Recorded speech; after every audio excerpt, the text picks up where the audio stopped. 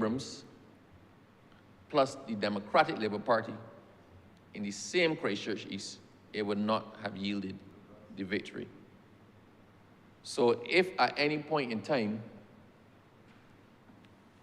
we change the equation,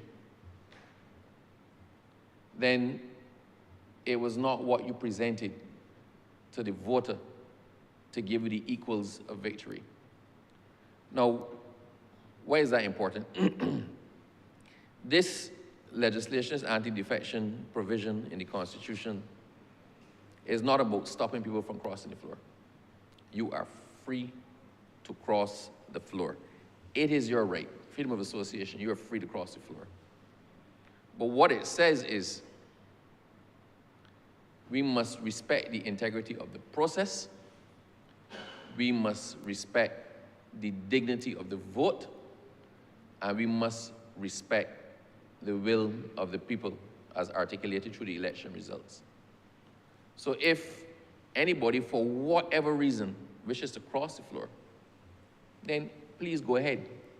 But do so knowing that you have to go back to the same people to ask them for renewed mandate for you in your current position. Ask them to vote for the new equation. You plus a new party, or you plus independent, and see if they will take you then. Now, sir, we've heard a whole lot of discussion in relation to the legality, in relation to why you're doing it, in relation to everything. And I will take this opportunity now to explain some of the concepts that people might have been slightly misguided on. If we start by agreeing, as everybody seems to have agreed, that if you cross the floor, you should go back to the electorate. Nobody that spoke here today at all disputed that. If you cross the floor, well, as a sitting MP, you should go back. Your seat should be vacated, you should go back to the vote. I don't think anybody disagreed either, but if you resign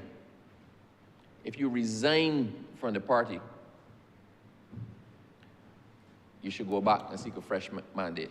So there has been no disagreement on the floor of this House in relation to those two constructs. Where the question has arisen, sir, is in relation to expulsion from the party. Multiple speakers have spoken, multiple speakers have articulated their own position on it. I think, but the last position that was put forward by the Honourable Member for St. Philip North, when she spoke about the Latimer House principles. No, sir, I tried hard to get those principles printed. I copied them, I sent them to the clerk, and I was unable to get them printed. It wouldn't print for some reason, sir. So with your leave, I'll read them off my phone because they're here. Now, if we start by understanding, sir, the Latimer House principles principally considered independence between the three arms of government. The independence of the judiciary vis-a-vis the independence of the legislature vis-a-vis the independence of the executive. So it was principally concerned with the organs of the state and not necessarily the particular individuals that made up the organs of the state. So as a lawyer, sir, you know that sometimes when a case is decided, the court will rule on the principal matters in the case, but there's something called obiter dicta. So side issues that may arise that the court may tender an opinion on, which don't form the ratio of the decision, but provide an interesting perspective on how a court may look if it was called upon to actually decide those matters. So there's a danger, sir, in looking at the obiter dicta statements and using those as the example of the principles of the case. So, correct. I don't want to go too much in the Latin, sir, because it might confuse the other people. But the Honourable Member for St. Philip North had done some research on the Latimer House principles. And had she dug a little bit deeper, she might have come across the articles that I wrote and I presented to the same Commonwealth Parliamentary Council. Sir, if we look at the preserving, the part that spoke about preserving the independence of parliamentarians, it sought to reaffirm Article 9 of the Bill of Rights of 1688. 1688. So when that was done, and that was contemplated, that was back in 1688. We also need to factor, sir, that every country in the Commonwealth is not the same. So the rules, the things that we take for granted in Barbados, that our structures operate, that our systems work, it is not so in the rest of the Commonwealth. If we even use the example, sir, of the difference in thresholds, in India, for example, you can be expelled from your party simply by voting against the party line. If the parties decide to take a particular line on this and you vote against it once, you can be expelled. We don't purport to do that or propose to do that here, sir, in Barbados.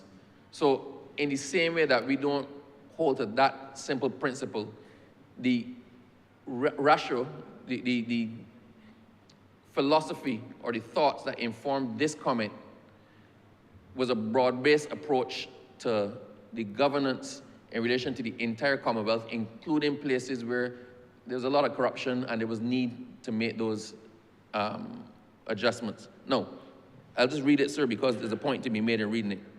So it was reaffirming the Article 9 of the Bill of Rights, 1688.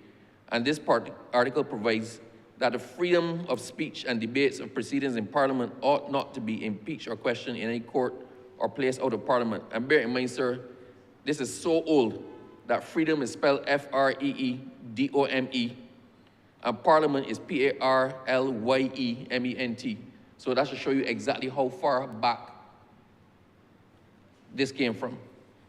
It speaks, sir, about security of members during the parliamentary term is fundamental to Parliament, to parliamentary independence, and therefore the expulsion from members from Parliament as a penalty for leaving their parties or floor crossing should be viewed as a possible infringement of members' independence. Anti-defection measures may be necessary in some jurisdictions to deal with corrupt practices. So this starts by saying, even for floor crossing,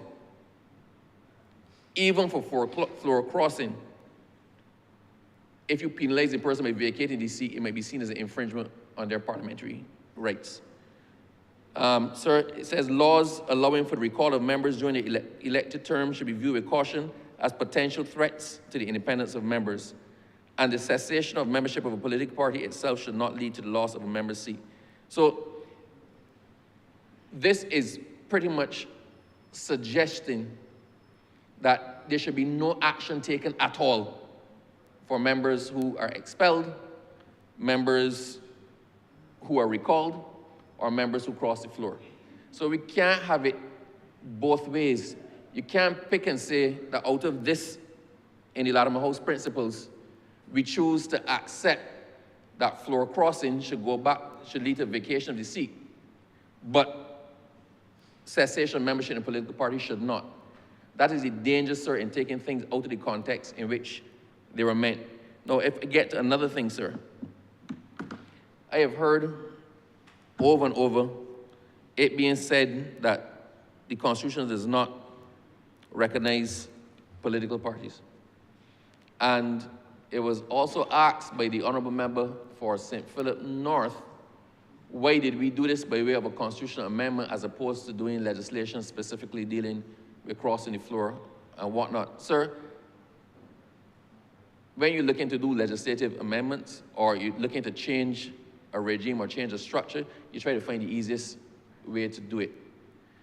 The Constitution, as it stands now, under Section 45, it says it provides for the vacancy of a seat. So it provides, as it stands, that the seat of a member of the House of Assembly shall become vacant upon the next dissolution of Parliament after he has been appointed, if he resigns it in such a manner as may be provided by any law enforced in Barbados, if he is absent from sittings of the House of Assembly for such period and such circumstance may be provided by any law enforced in Barbados, if he ceases to become a citizen of Barbados, if he contravenes the provisions of Section 59 relating to the taking of oath of allegiance, and it sets out, I'm not going to go through all, but it sets out the ways in which a seat becomes vacant. Sir, it was exceedingly convenient to simply insert it here, to create another category by which a seat can become vacant. And that was done simply, sir, by amending this section to include if a person crosses the floor, if they resign from a party, or if they are expelled by their party. So it did not make sense to create a whole new piece of legislation, the Anti-Defection Act, because that still had constitutional implications and would still have had to have been passed by a majority of 2/3 of the members in this House. So if we were going to have to bring a piece of legislation specifically only dealing with that, when the Constitution itself already addressed how a seat becomes vacant, and you would still have had to get the constitutional majority to pass it, then it made no sense to do that. It was just simpler to insert it into the Constitution as we have done. Now the other thing, sir, so I hope that the member understands that part, sir. Now the other thing, and people have hammered this one, that the Constitution and the laws don't respect political parties or don't recognize political parties. Everywhere, sir, that we see anything being done upon consultation with the leader of the opposition, that, sir, presupposes the existence of a political party.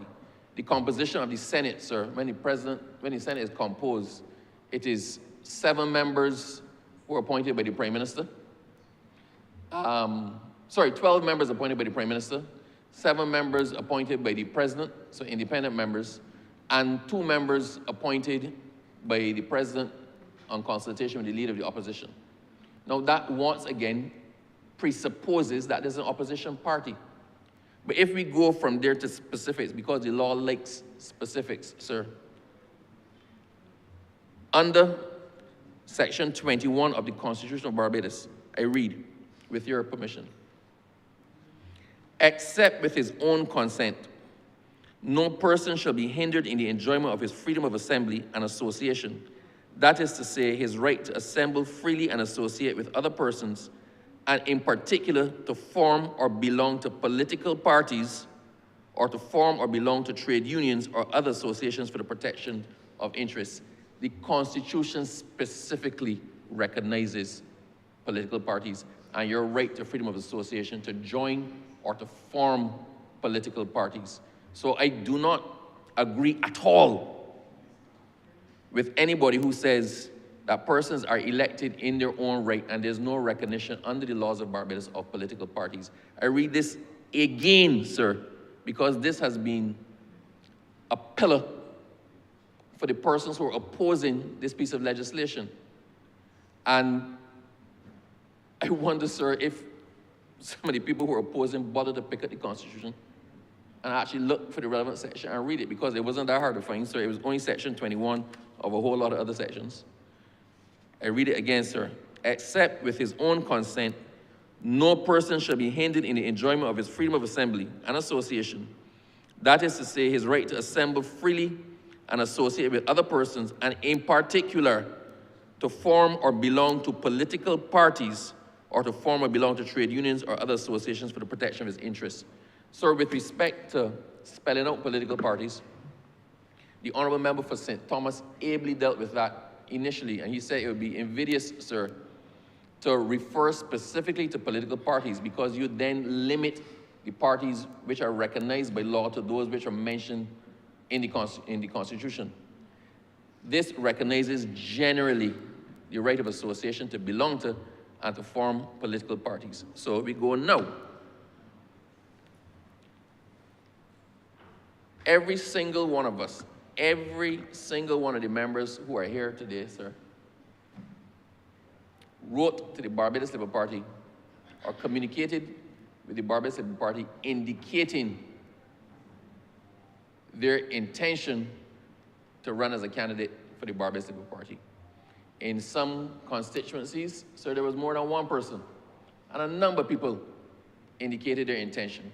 And there was an internal vote where a nomination process was had, the persons were nominated, they were seconded, and then they competed against each other according to the rules of the Barbados Labour Party to secure the nomination for that party. Every person who emerged as a successful nominee for a branch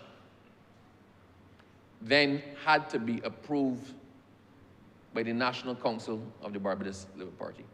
So every single one of us who contested the election was ratified by the Barbados Labour Party as a candidate. Not one person who appeared on the BLP ticket, or not one person who is here, did so without seeking and obtaining the ratification from the Barbados Labour Party.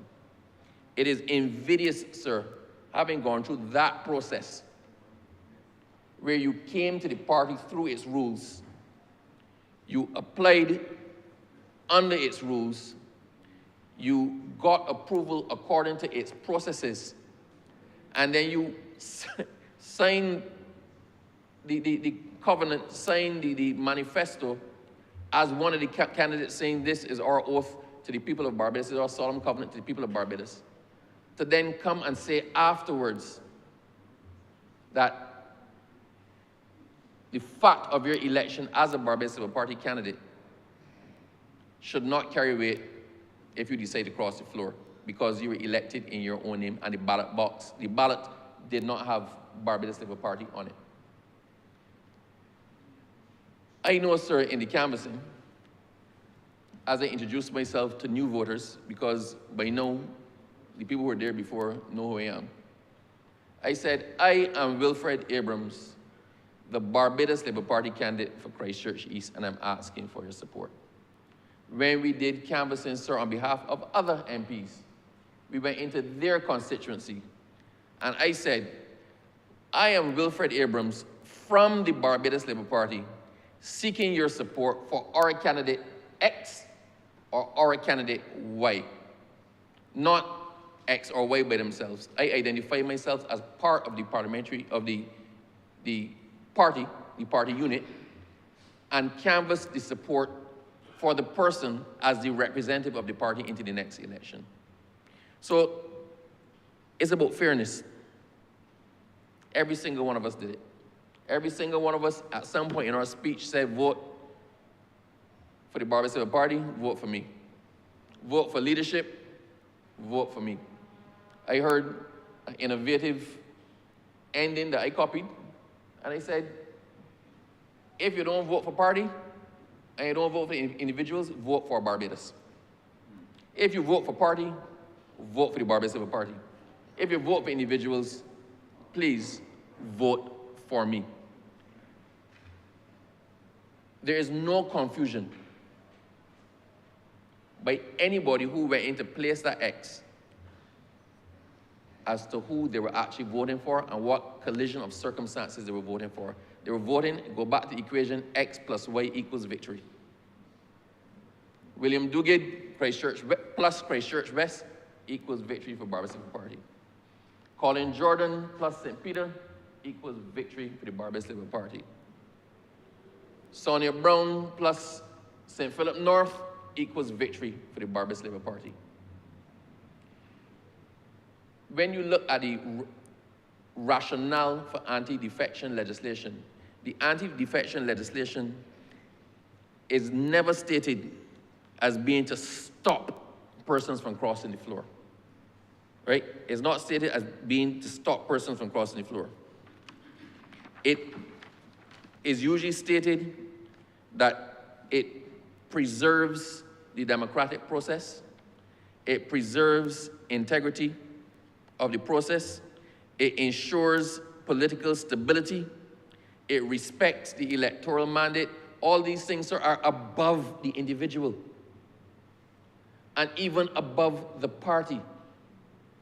These concerns are leveled at the philosophy of government, the philosophy of political stability, and the philosophy of respecting the electoral mandate. It is almost vain. It's almost vain, sir, for someone to expect that having come into government on that philosophy, that you can discard the philosophy and its moorings and its associations and say, I still wish to continue in my seat. Sir, I have heard people in the campaign say, you know what, I ain't gonna vote for X, or I would not vote for X, but me is my girl. I would not vote for Y, but I support the Barbados Labour Party. Those persons express their intention. There are some core supporters of the Democratic Labour Party, sir, core, who will never vote anything but Democratic Labour Party. So they give the vote to their candidate based solely on the fact that they're from the Democratic Labour Party. If I may inject a little bit of humor, sir, the first ever day I canvassed in my life, I was canvassing for Hudson Griffith in the by-election after the death of David Thompson. And they put me to canvass pool number two. I went and I parked on the bottom of the gap, at the very bottom of the gap. And I got out and I went to the first house, and I should have been aware that something was up because there were two black flags on the patio. On the patio, on the left side of the door, they had a picture of Earl Barrow. On the right side of the door, they had a picture of David Thompson. When I rap, I'm new, I'm fresh, I'm enthusiastic. I believe I could convert anybody. I rap on the door, sir. And the man opens the door. And as he opens the door, I look past him, I see a shrine to David Thompson. Pretty much on his sideboard, a shrine. So I said to him, sir, I am Wilfred Abrams from the Barbados Labour Party, and I've come to canvass support for our candidate, Mr. Hudson Griffith. And the man looked at me, he said, you serious? I said, yes, I am. He said, you know me? I said, no, I don't. I can't remember the name now, so I'll give him a name. He said, I am Reginald Brathwaite, the first man to ever nominate Errol Walton Barrow, the Dipper, the son of Jesus Christ. That, I stand here, sir, put my hand on the Bible and tell you that's what was said. I thought to myself, what do I do now? And I dug in. And I said, does that mean you would not give the vote for Hudson Griffith?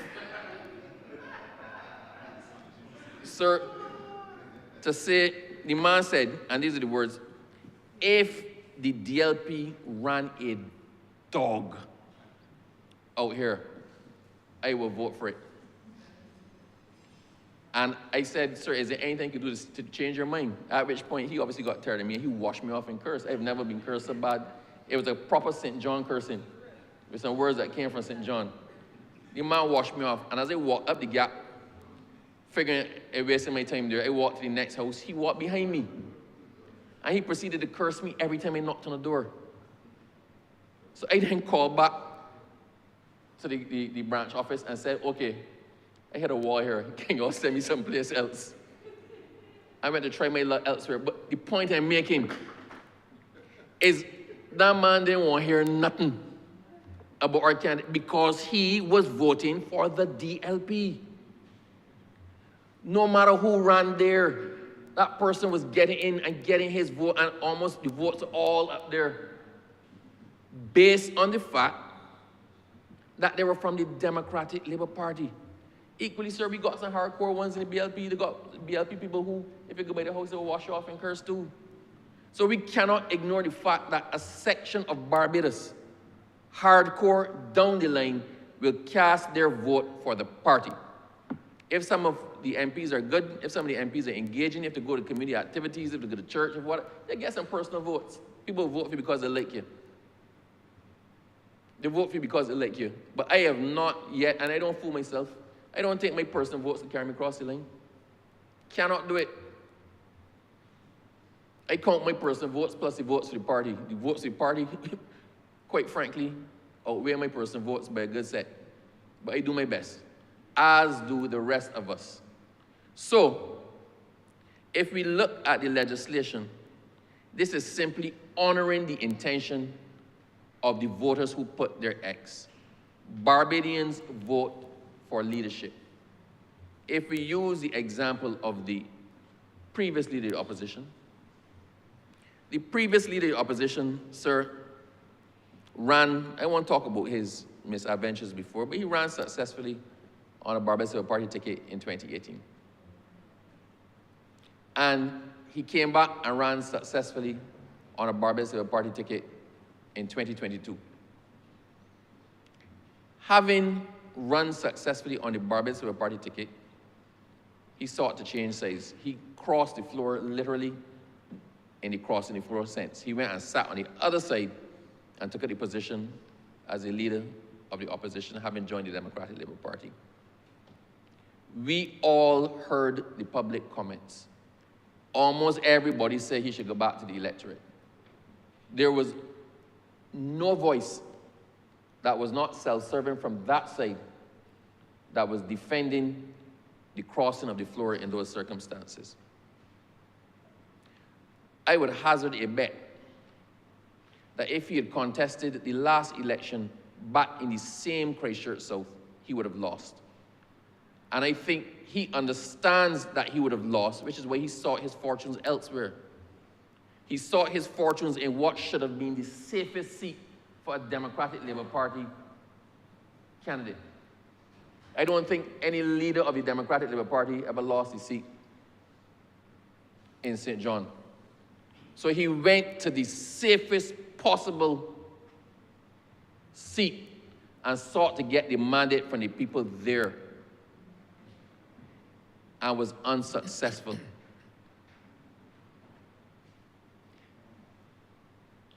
If that does not explain everything as why you should go back to the people of Barbados for a renewed mandate in crossing the floor or resigning or being expelled, I don't know what is. Because if you are so comfortable and confident in what you're doing and you believe that your personal power and vote pull is so significant, then this should not trouble you at all. These provisions should not concern you at all. You said, I no longer wish to align myself with X party, and I am so confident I'm prepared to take that chance. Let me go back to the polls. Nobody, the fact that we're arguing this means that almost everybody, including the persons who are arguing it or who have concerns about it, recognize that their personal brand will not survive the test if going back to the public for a mandate having crossed the floor or running on a ticket different to the one you were elected under. Now, sir, if I go through the actual terms of the legislation, sir, what does it do? Well, we are going to seek an amendment, sir, when we get into committee. 45D1, which currently states that where circumstances referred to,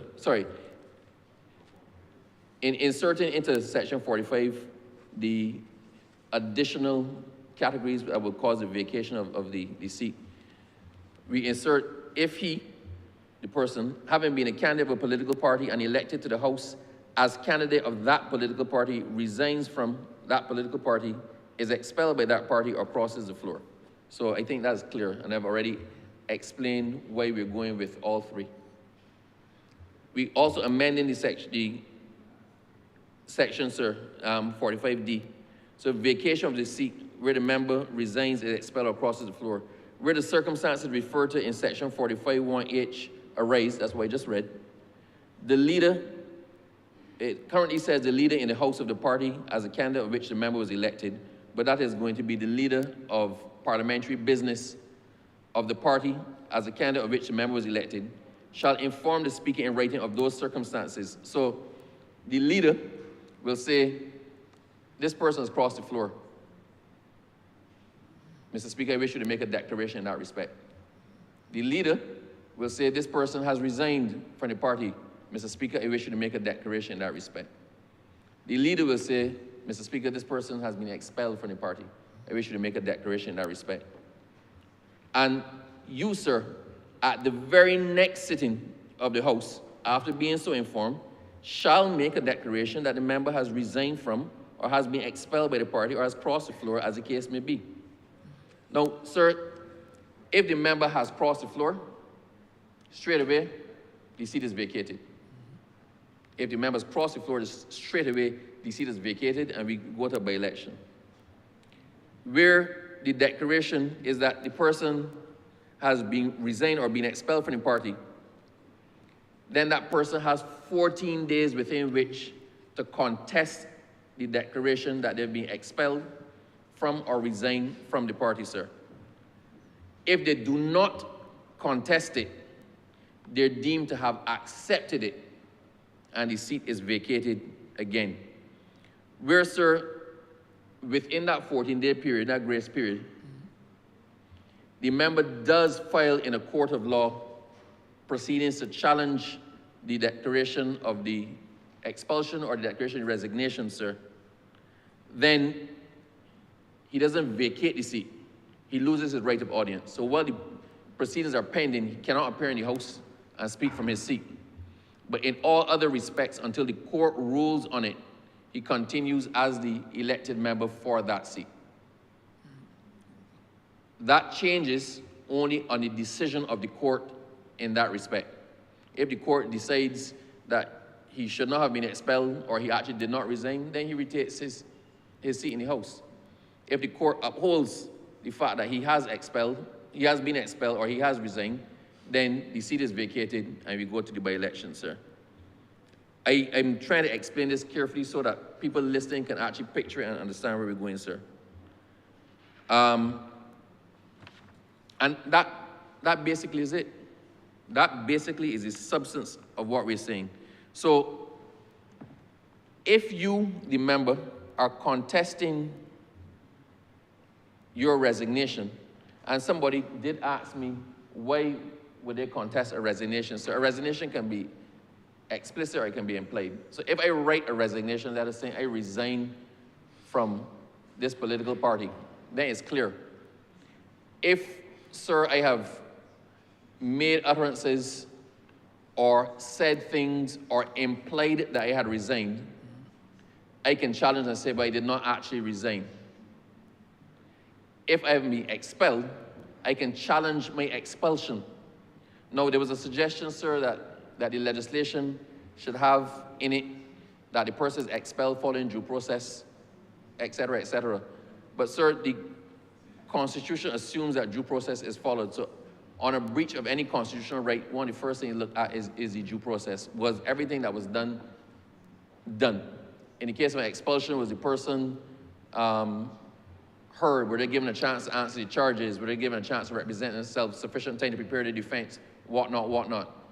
And it follows closely the provisions of the Administrative Justice Act, but this not being a public body, a political party not being a public body, it doesn't fall under the AJA, but the same principles of natural justice, sir, will actually apply to the proceedings that led to your expulsion or the proceedings that led to the determination of your resignation.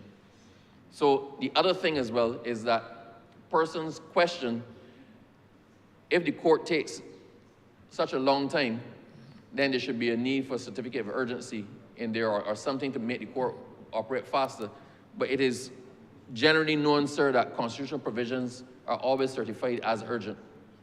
And the court treats them as such. Constitutional matters take priority over other matters. So it was deemed, if that is the existing case and you put it in, put any of those provisions, either treat it as urgent, if you put either of those provisions in, it would suggest that the same did not hold true for the other provisions of the Constitution. So it was not necessarily complicate things because they're already there, right? So, sir, it is, at the end of the day, a relatively, this is probably one of the most simple adjustments we're going to make to the Constitution to correct an existing situation. But as my honorable friend from St. Michael's South said, it is perhaps one of the most important, because it does not simply touch and concern the member who is affected. It touches and concerns the will of the people who put him there. We always say, the Prime Minister made a point of saying it, if it be the will of the people and we're elected, we will do X. She was clear to not take for granted the will of the people, because ultimately it is their will. So by the will of the people in Christchurch East, Wilfred Abrams of the Barbary Civil Party was elected to represent their interests in the House of Assembly, and I eternally thank them for it. However, if I cease to become a member of the Barbados Civil Party, was it the will that Wilfred Abrams, independent, or Wilfred Abrams, DLP, enjoy the same confidence? There's only one way to figure that out. You will only know that in one way. That's by going back to the same people who put you there and saying, my circumstances have changed. Do you still want me? Is this still your will? It should not be something that you're afraid. If you're brave enough to cross the floor, then go right back to the people who put you there. It is only fair. Otherwise, you are disrespecting entirely, sir, their mandate. Now, sir,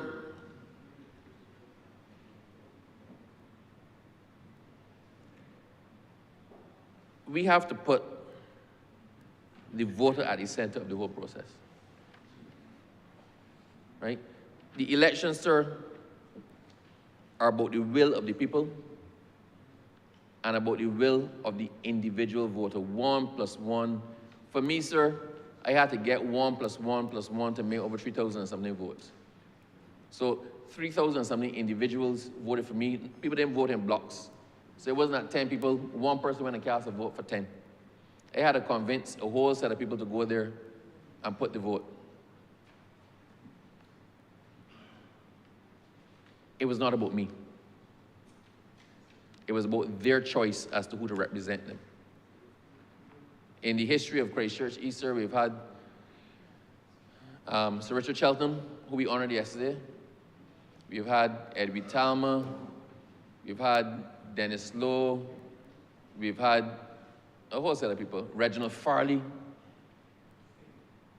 The will of the people spoke. The people spoke their will over and over in putting persons there and changing persons according to who they wanted or what they thought represented their best interests at any particular time.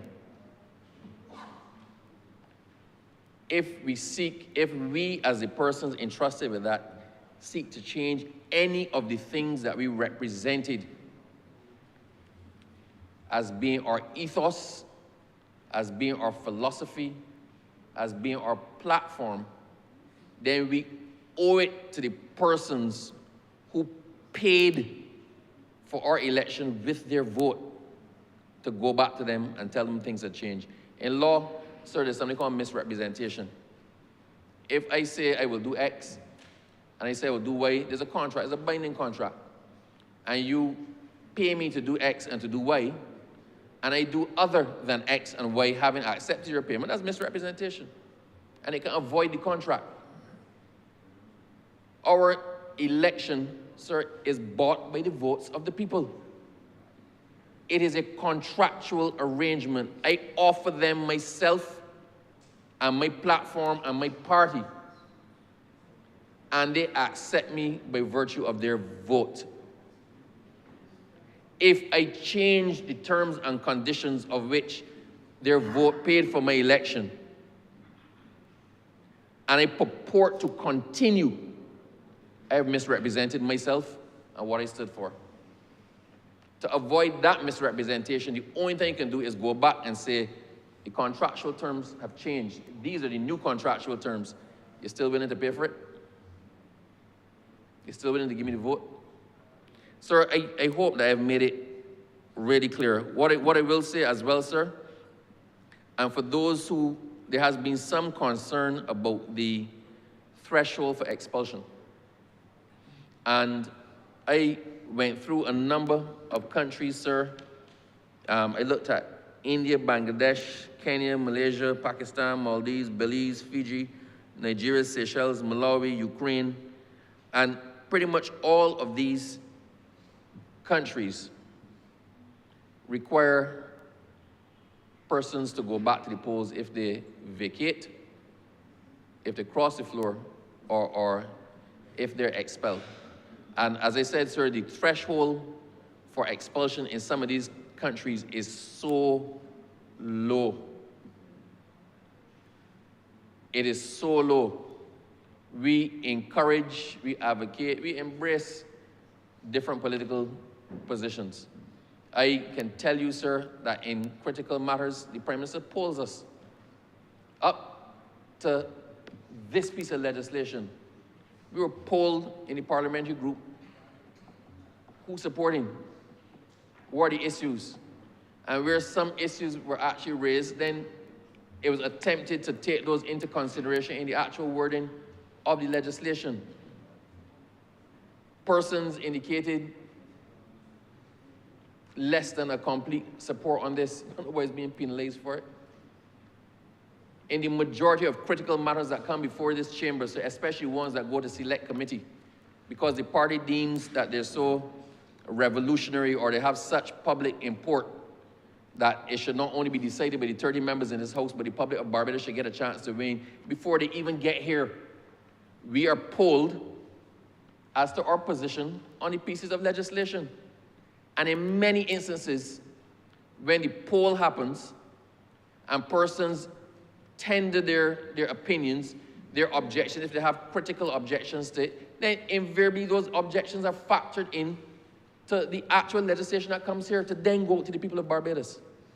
So I am comfortable, sir, that the threshold for expulsion not being the bare bones threshold in many other countries, that we do not run the risk of political victimization. Sir, if I can actually just read the grounds for expulsion, sir, from the Barbados Labour Party, sir.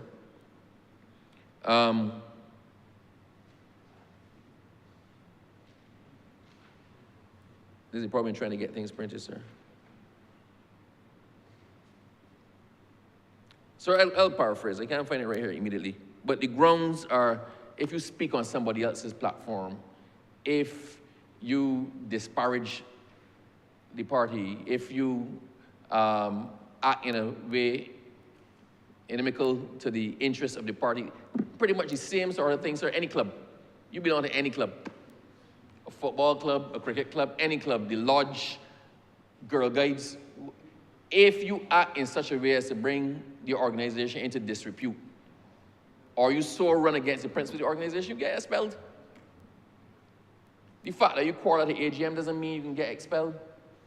The fact that I might like the honourable member for St. Thomas as the treasurer and not the honourable member for the city, and I might vociferously support the honourable member for St. Thomas as treasurer, and he doesn't get it, and I carry on the fact that he should have gotten it, doesn't mean I can get expelled. Expulsion usually carries such a high threshold.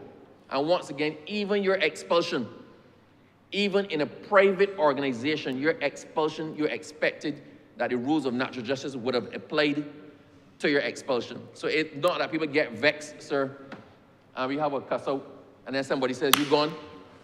No matter how bad that cuss out is, you got to pause, you got to serve the person a written notice of the charges against them. You have to give them ample time to prepare the defense and an opportunity to be heard. If after all of that, sir, 2/3 of the member of the party vote against you, then, sir, you shouldn't be there, truthfully. I'm being serious. If you get to the point of getting 2/3 of a disparate amount of people, a diverse section of people, to vote for your expulsion, then, sir, quite frankly, your interests and the party's interests are no longer ad idem. They're colliding to the point where it is impossible for you to continue. I think that will satisfy, sir, the irrevocable and irretrievable breakdown of the union between you and your party. So, sir, Having said all of that, oh, the last thing, sir, it was raised by the Honourable Member for Christchurch West that this does not contemplate coalitions or independence or whatnot. Sir, I accept that. I accept it does not. Many other pieces of legislation do. This deals with the situation that obtains now, and it was intended in drafting this, that all of the other considerations will be taken into account in the final draft constitution. So if things are raised, matters are raised, we see a need to relook this. If there are other considerations to come, and if we're planning for the future, then those can be crafted into the new constitution, which the Prime Minister has told me and instructed me, come hell or high water, must be in place well before November 30th this year, or 60th anniversary. So it must be completed in such a manner as to go back to the public, have full public discussion and discourse on it well before November 30th, 2026. So by November 30th, 2026, all of the other concerns and scenarios that can arise would have been addressed, sir, in the Constitution. We go back to the public with it, and the public, if it's not satisfied, can have its vent then, and it be taken into consideration. So this draft was meant to just address the current situation right now until we can fully redraft the Constitution and take all the other matters into consideration. So I hope, sir, that I've explained that everybody can understand, and I hope that I've allayed the concerns of the Honourable Member for Philip North. And sir, with that, wish to conclude the debate on it, say I am firmly in support of this and beg that this be read a second time. I thank you.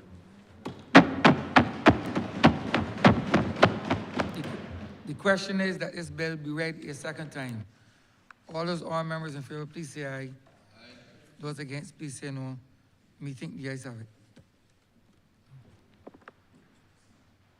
I beg that you do not leave the chair and House resolve itself into committee for further consideration of this bill. Second. The question is that the Speaker do not leave the chair and the House resolve itself into committee for further consideration of this bill. All those members in favor, please say aye. Those against, please say no. Methinks the ayes have it.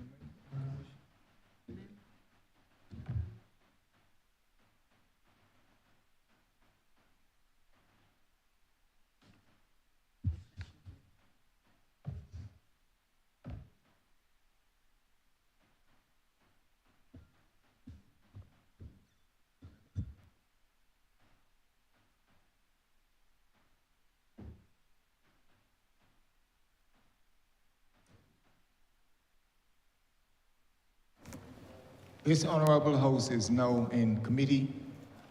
Mr. Chairman, Clause 1. Perfect. Mr. Chairman, I beg to move that Clause 1 to stand part.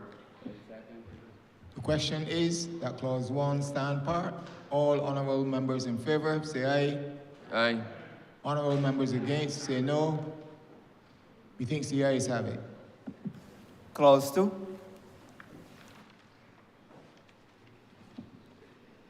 Mr. Chairman, I beg to move that Clause 2 stand part.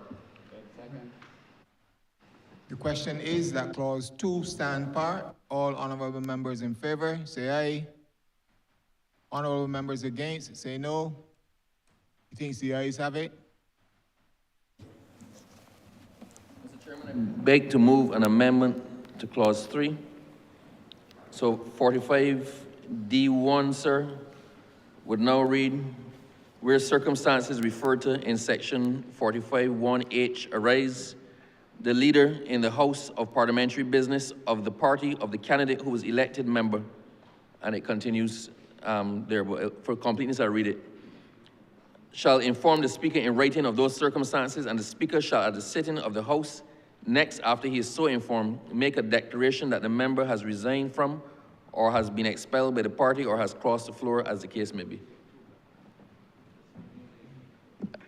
I beg to move that clause 3 as amended stand part.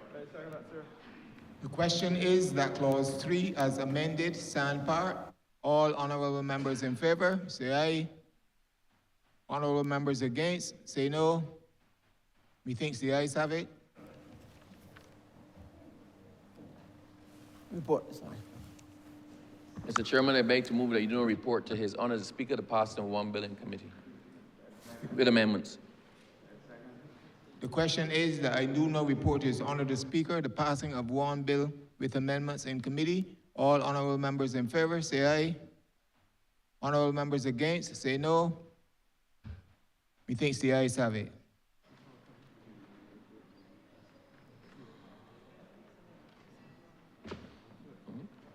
Committees has reported the passing of one bill with amendments in committee. Honourable Member for Christchurch East. Mr. Speaker, I do move. Beg the third time. Third time. Read the third time. Right. Sorry, Mr. Speaker, I beg to move that this bill be read a third time. The question is that the bill be read a third time. All those honourable members in favor, please say aye. Aye. Those against, please say no. Me think the ayes have it. Honourable Member Christchurch East. Mr. Speaker, as this bill requires a Sorry, Mr. Speaker, I beg to move that this bill do not pass and be cited as the Constitutional Amendment Act 2026. Mr. Speaker, as you are aware, this bill is being passed under Section 49(2) of the Constitution, and therefore requires the 2/3 majority, and we need to have a voice vote. This bill requires a 2/3 majority, so there needs to be a vote.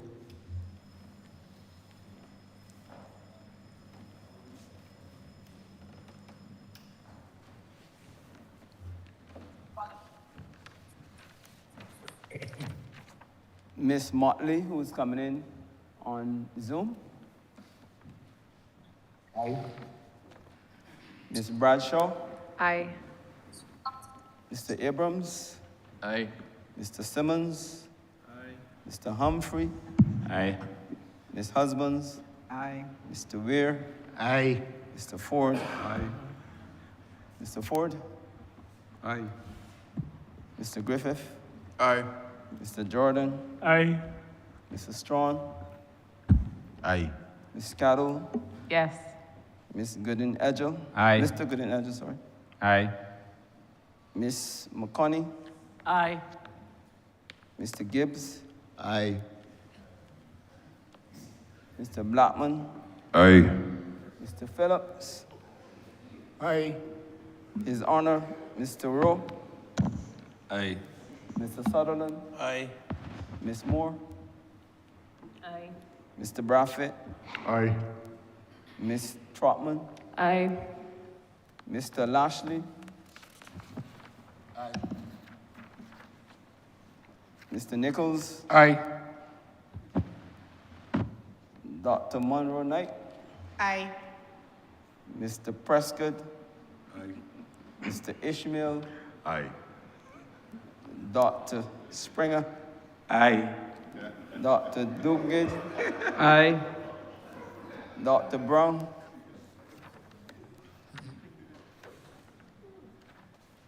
Mr. Speaker, the results of the division. 29 honorable members voted in favor. There was 1 absentee. And therefore, this bill, having had 29 members voting in favor, passes the 2/3 threshold required by the Constitution. This bill, having reached the required threshold, now stands passed.